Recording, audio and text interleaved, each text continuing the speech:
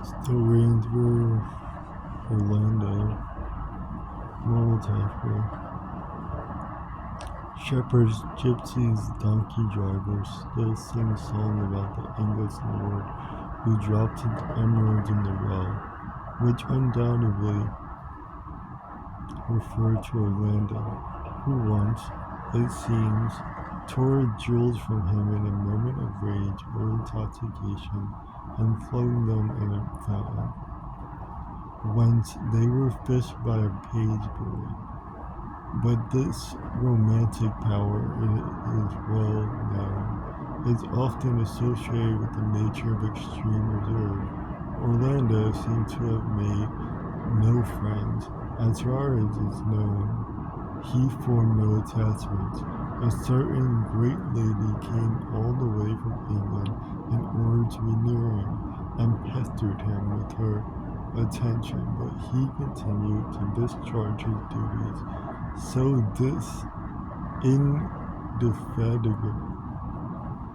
indefatigably that he had not been ambassador at the Horn for more than 2 years and a half before King Charles signified his intention of raising him to the highest rank of peerage.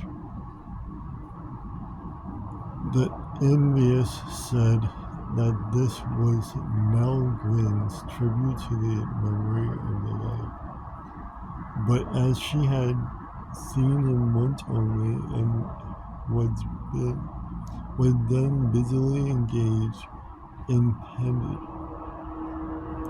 pelting her royal master with nutshells, it is likely that it was his merits that won him his dukedom, not his calves.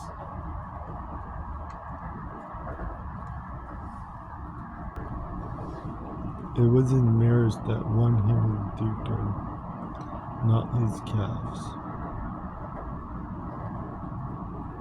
Here we must pause, for we have reached a moment of great significance in his career. For the conferring of the dukedom was the occasion of a very famous and indeed much disputed incident, which we must now describe, packing our way among burnt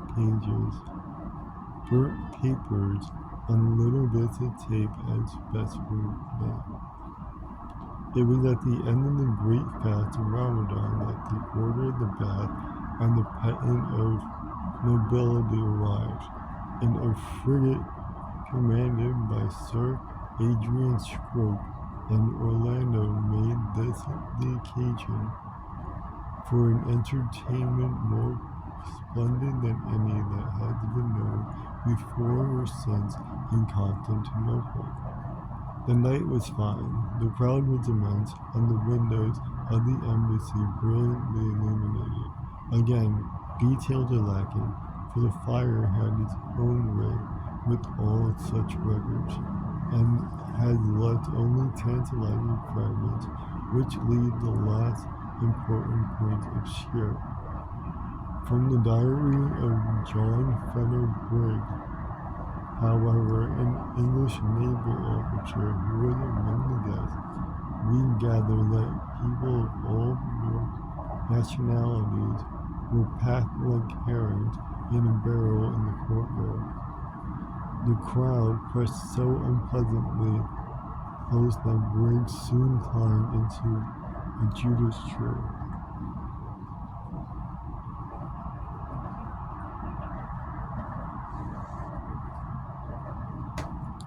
The better to observe the proceedings.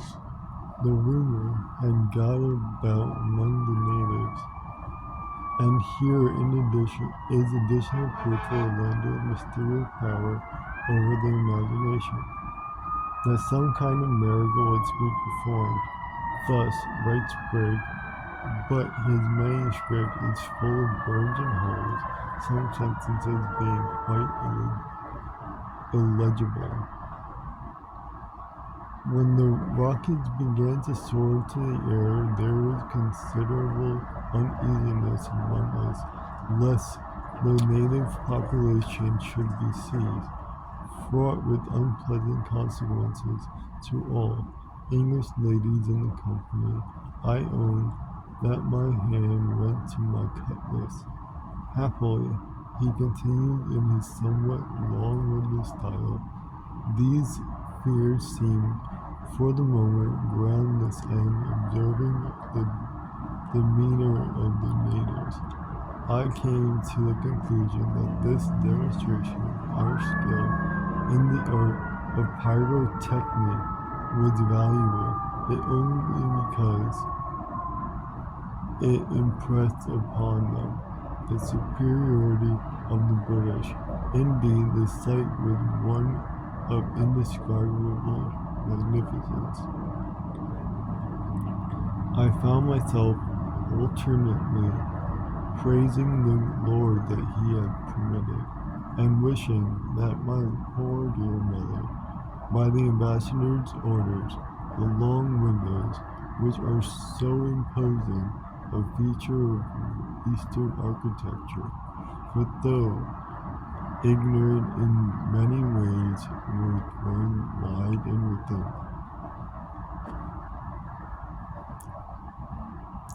We can see a tableau vivant or theatrical display in which English ladies and gentlemen represented in mass the work of one. The words are inaudible, but the sight of so many of our countrymen and women dressed with the highest elegance and distinction moved me to emotions, of which I am certainly not ashamed. Though unable, I was intent upon observing the astonishing conduct of Lady, which was of a nature to fasten the eyes of all upon her, and to bring discredit upon her sex and country, when, unfortunately, a branch of the Jewish trooper, Lieutenant Berg, fell to the ground, and the rest of the entry records only his gratitude to Providence, who played a very large part in the diary, and the exact nature of the injury.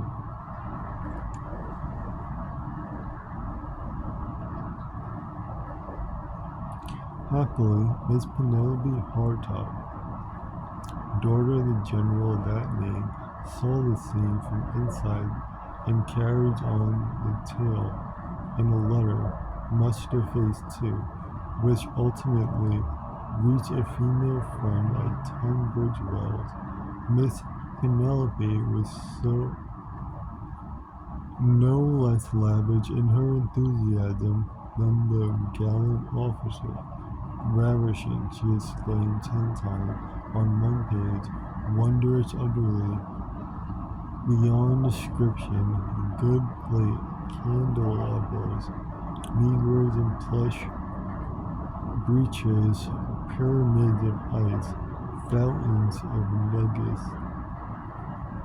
jellies made to represent His Majesty's ships, swines made to represent water lilies, birds in golden cages, gentlemen in slashed crimson velvet, ladies headdressed at least 6 foot high, musical boxes. Mr. Peregrine said I looked quite lovely, which I only repeat to you, my dearest, because I know, oh, how I longed for you all, surpassing anything we have seen at the Pantals. Oceans to drink, some gentlemen overcome, Lady Betty ravishing, poor Lady Bonham made the ultimate mistake of sitting down without a chair beneath her. Gentlemen, all very gallant, wished 1,000 times for you and dearest Betsy, but the sight of all others, the cynosure of all eyes, as all admitted, for none could be so vile as to deny it was the ambassador himself. Such a leg, such a countenance, such princely manners, to see him comes into the room, to see him go out again, and something interesting in the expression which makes one feel, one scarcely knows why, that he has suffered. They say a lady was the cause of it, the heartless monster. How can one of our reputed tender sex have had the effrontery? He is unmarried, and half of the ladies in the place are wild for love of him. 1,000 kisses to Tom, Gary, Peter, and dearest Mia, presumably her cat. From the Gazette of the time, we gather that at the clock struck 12, the ambassador appeared on the center balcony, which was hung with priceless rugs, served 6 Turks of the imperial bodyguard, each over 6 foot in height, held torches to his right and left. Rockets rose into the air at his appearance, and a great shout went out from the people, with the ambassador acknowledged, bowing deeply and speaking a few words of thanks in the Turkish language, which it was one of his accomplishments to speak with fluency. Next, Sir Adrian Scrope, in the full dress of British Admiral, advanced. The ambassador knelt on one knee. The admiral placed the collar of most noble order in the bath round his neck, then pinned the star to his breast, after which another gentleman of the diplomatic corps advanced in a stately manner, placed on his shoulder the ducal robes,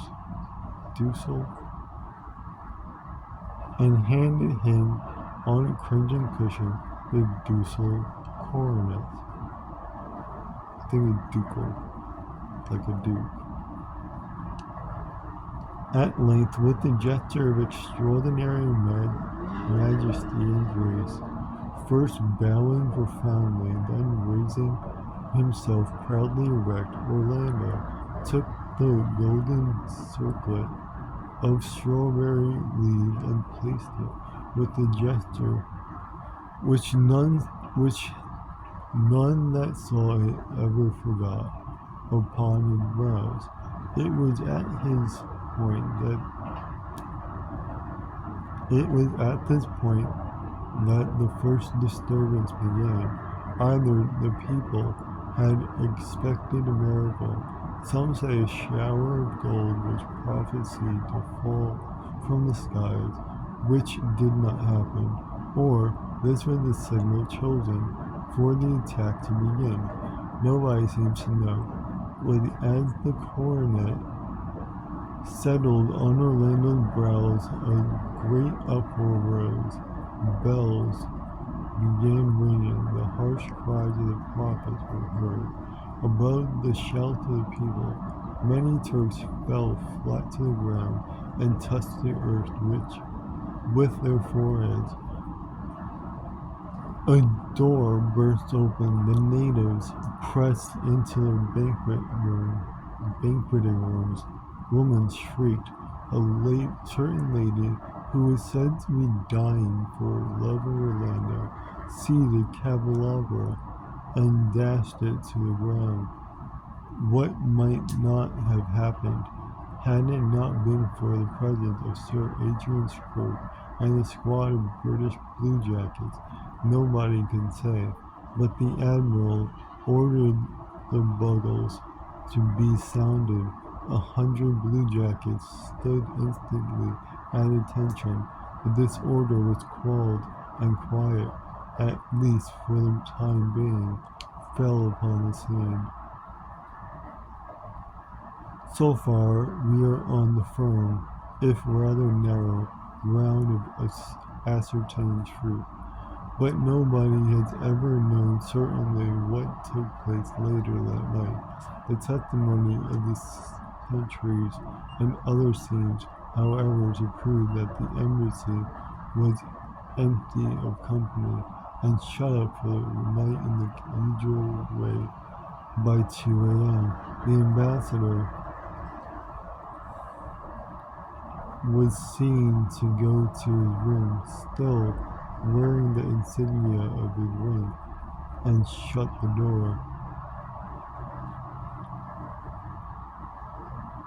Some say he locked it, which was against its customs. Others maintain that they heard music of a rustic kind, such as shepherds play. Later that night, in the courtyard under the ambassador's window, a watchwoman who was kept awake by toothache said that she saw a man's figure, wrapped in a cloak or dressing gown, come out upon the balcony. Then, she said, a woman, much muffled, but apparently of the pleasant class, was drawn up by means of a rope, which the man let down to the balcony. There, the washerwoman said they embraced passionately like lovers and went into the room together, drawing the curtain so that no more could be seen.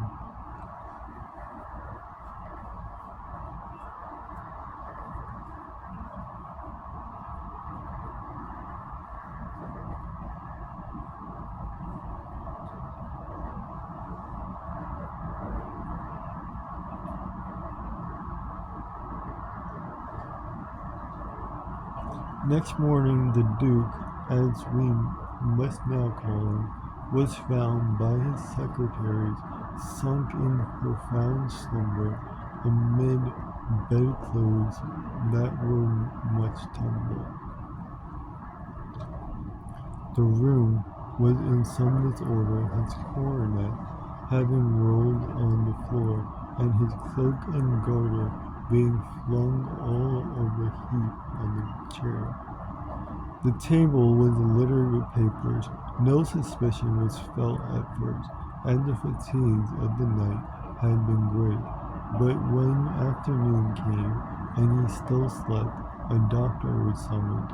He applied remedies which had been used on previous occasions, plasters, nettles, emetics, etc., but without success.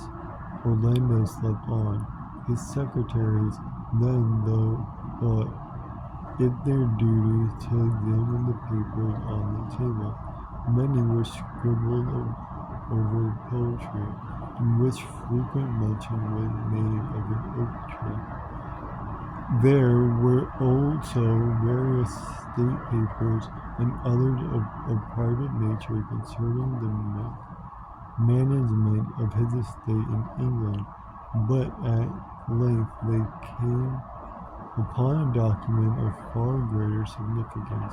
It was nothing less, indeed, than a deed of marriage, drawn up, signed, and witnessed between his lordship Orlando, Knight in the Garter, etc., etc., etc., and Rosina Pepita, a dancer, father unknown, but reputed a gypsy, mother also unknown, but reputed a seller of old iron in the marketplace over against the Gallic bridge. The secretaries looked at each other in dismay, and still Orlando slept. Morning and evening they watched him, but, save that his breathing was regular and his cheeks still flushed, their habitual deep rose, he gave no sign of life. Whatever signs or ingenuity could be due to waken him, they did, but still he slept. On the 7th day of the trance, the 3rd day, May the 10th, the first shot was fired. of the terrible and bloody insurrection of which Lieutenant Bragg had detected the first symptoms. The Turks rose against the Sultan, which set fire to the town and put every foreigner they could find either to the sword or to the bastinado. A few English managed to escape, but as might have been expected, the gentlemen of the British embassy preferred to kill in defense of their red boxes, or, in extreme cases, a swallow bunches of keys rather than let them fall into the hands of the infidel. The rioters broke into Orlando's room, but seeing him stretched to all appearances dead, they let him untouched, and only robbed him of his coronet and the robes of the garter. And now again obscurity descends, and would indeed that it were deeper.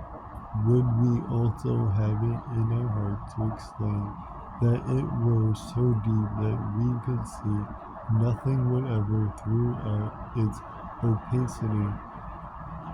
Could that we might here take the pen and write finis to our works? Would that we might spare the reader that is to come and say to him in so many words, Orlando died and was buried, but here, alas, the truth, candor, and honesty, the austere guides who keep watch and ward by the inkpot of the biographer, cry no. Putting their silver trumpet to their lips, they demand in one blast truth, and again they cry truth, and sounding set a third time in concert, they peal forth the truth and nothing but the truth. At which heaven be praised, for it affords us a breathing space. The door gently opened as if a breath of the gentlest and holiest zephyr had wafted them apart, and three figures enter.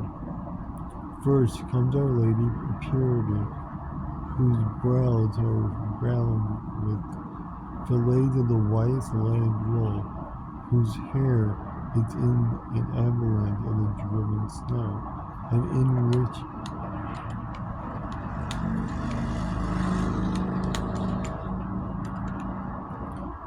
whose hand reposes the white quill of a virgin goose.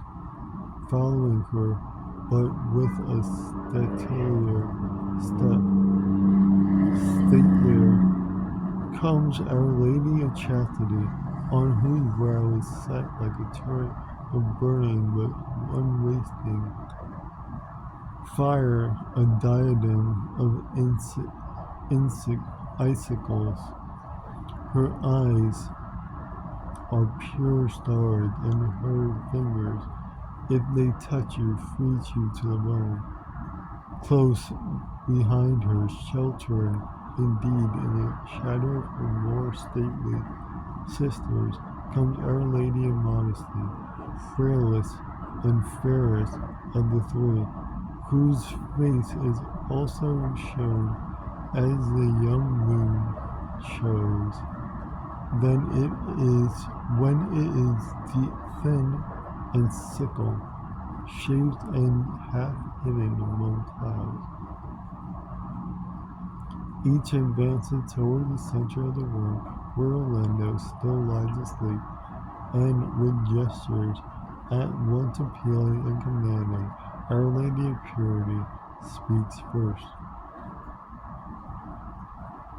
I am the guardian of the sleeping fawn. The snow is dear to me, and the moon rising, and the silver sea. With my robe I cover the speckled heads, and the brindled seashell. I cover vice and poverty.